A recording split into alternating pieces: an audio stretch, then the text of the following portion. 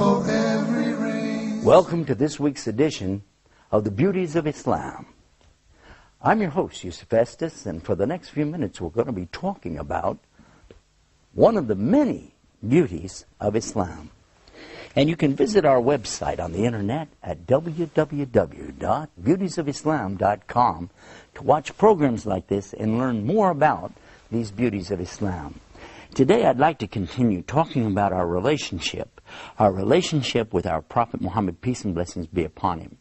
In previous episodes we've talked already about the other prophets such as Noah and David and Suleiman, Abram and Moses, and also Jesus Christ, peace be upon them. We discovered that, in fact, the people who followed them at their time were the true believers and all people who were entitled to go to paradise. Likewise, Islam is teaching us that today those who know and understand the message that came with Prophet Muhammad, peace be upon him, and follow him will also receive the same salvation, the salvation of going to paradise. Along the way, what we discovered was that there are even details of our lives that are found in the Sunnah. Sunnah means the way of Prophet Muhammad, that are beneficial to us in this life and certainly in the next life. We found that in the Quran the teaching is to obey Allah and obey His Prophet, that He is the example for all of us. He's the mercy to all of the worlds, and also He's the example to mankind to know how to live, how to act, even how to die. And that's what I wanted to speak about today, is this concept of knowing how to live and die. Allah tells us in the Quran that we were created in the very beginning inside of our mothers from something called an alaq. And these were the first verses, the first words actually, that came of the revelation. The Prophet Muhammad, peace and blessing be upon him, was about 40 years old at the time, and he was in a cave meditating near Mecca, in a place called Jabal Nur, or the Mountain of Light.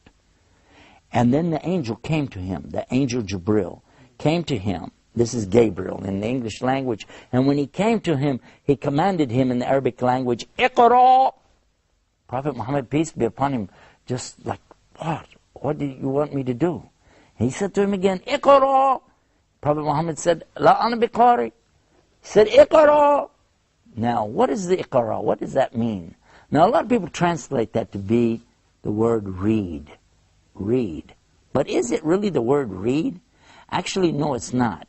It means something bigger than that. It means to recite, as in reciting from memory. To recite. And what shall I recite? Iqra bismi rabbika alladhi khalaq. Khalaq al-insana min alaqa. Iqra wa rabbuka al-akram. Alladhi alama bil kalam. Alam al-insana ma lam yalam. And the meaning more or less to the English language is saying that recite in the name of your Lord, who created the human being from a leech-like clot of blood. And that's exactly what we find today is the beginning of a human being. He starts out like this little teeny clot of blood shaped like a leech inside of his mother, inside the raham of his mother, the place of mercy. Recite in your Lord is so generous, who taught man how to use the pen, taught the human beings what they didn't know. And who is this? This is the Lord of the worlds who is speaking to us via this conductor, which happens to be the angel Gabriel, Jibril. Now, when Prophet Muhammad, peace be upon him, comes, he has the revelation and the people are listening to what he's saying, but at the same time, his life itself is an example for us. Consider this. Here are some of the things that he lived. He could preach if he wanted to, but how about live it? So many times we hear people talk the talk, but we don't get to see them actually walk the walk. We hear preachers, for instance, today telling us about not having sex until marriage, and then we find out some of these preachers themselves are doing these things. Now, what kind of an example does that set for our youth? Certainly not anything I'm impressed with. You either. We hear people speaking about a lot of things, but they don't live up to it. The Prophet Muhammad, peace be upon him, on the other hand, I want you to listen to this. He never, ever even had a date with a girl, much less even kiss any girl, until he got married at the age of 25 years old. He himself was a virgin, and he married a lady who had been a widow. Her name was Khadija radiallahu anha. That means, may Allah accept from her. She was the first to believe in him as a prophet, and she was the first to support him in his efforts as a prophet. And do you know he was married to her for all those years until she passed away, and he never even looked at another woman.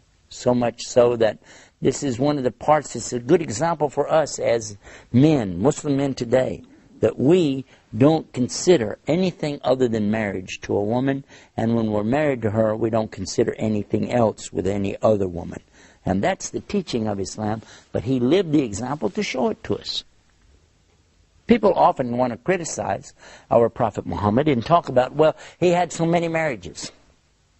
But in reality, I'm going to tell you something. It's not like marriages that people think about today. Today, marriages are a matter of convenience to people to get what they want for themselves, their own gratification. It's true.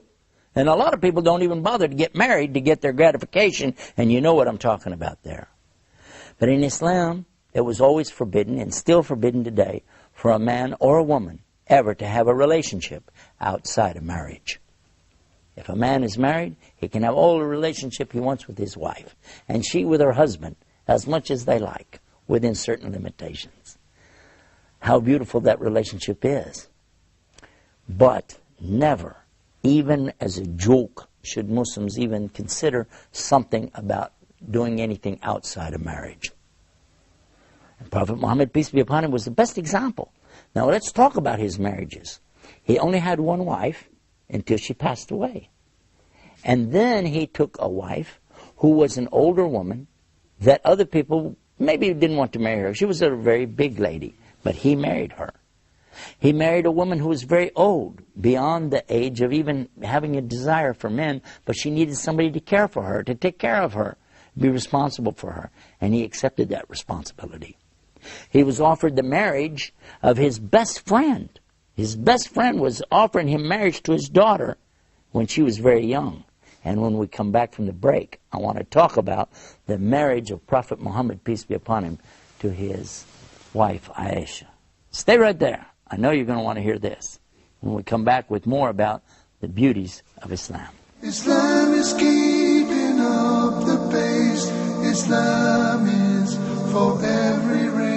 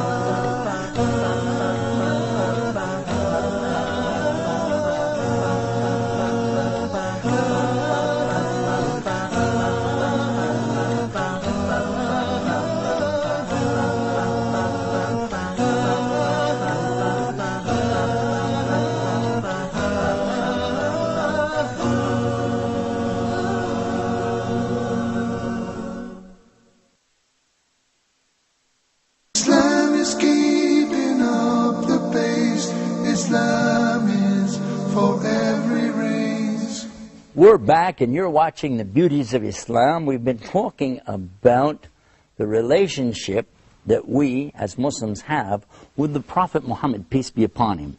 We've discussed how he's the example for us, and we particularly talked about sex life, and we were saying that the Prophet Muhammad, peace be upon him, had never ever engaged in anything like this except in legal marriage to his wife.